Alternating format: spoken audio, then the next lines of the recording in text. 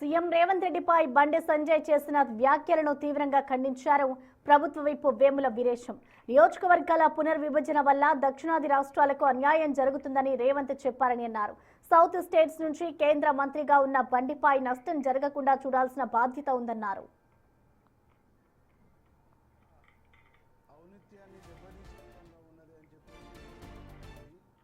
ప్రక్రియ దక్షిణాది రాష్ట్రాలకు నష్టం వాటిల్లేలాగుంది. దక్షిణాది రాష్ట్రాలకు నష్టం జరుగుతూ ఉంది.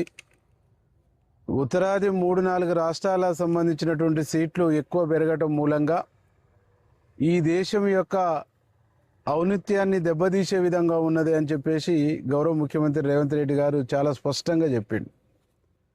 బండి సంజయ్ దక్షిణాది రాష్ట్రాల నుంచి కేంద్ర హోంశాఖ మంత్రిగా పనిచేస్తున్నటువంటి వ్యక్తి.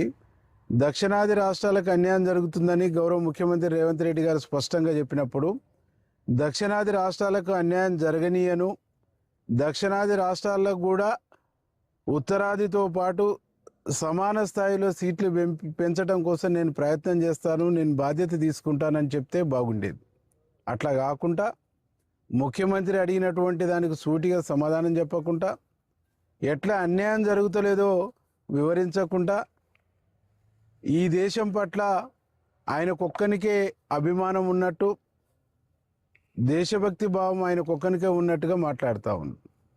దక్షిణాది ప్రాంత ప్రజలకు అన్యాయం జరిగితే వీళ్ళ పక్షాన కాంగ్రెస్ పార్టీ ప్రతినిధిగా నేను బలంగా మాట్లాడతాను, ఈ ప్రాంత ప్రజలు ఉద్యమిస్తారని చెప్పగానే ఈరోజు బీజేపీ నాయకులకు భయం బుచ్చుకొని ముఖ్యమంత్రి గారు ఏదో సెంటిమెంట్ రెచ్చగొడుతుండనేటువంటి పేరుతోని ముఖ్యమంత్రి పైన అవాకులు చెవాకులు బండి సంజయ్ వెళ్తూ ఉండు. బండి సంజయ్, నువ్వు దక్షిణాది ప్రాంతంలో భాగమైనటువంటి తెలంగాణ ప్రజల ఓట్లతో గెలిచినావు కాబట్టి ఈ ప్రాంతానికి నష్టం జరగకుండా, ఈ ప్రాంతానికి అన్యాయం జరగకుండా, ఈ ప్రాంతానికి న్యాయం జరిగేటువంటి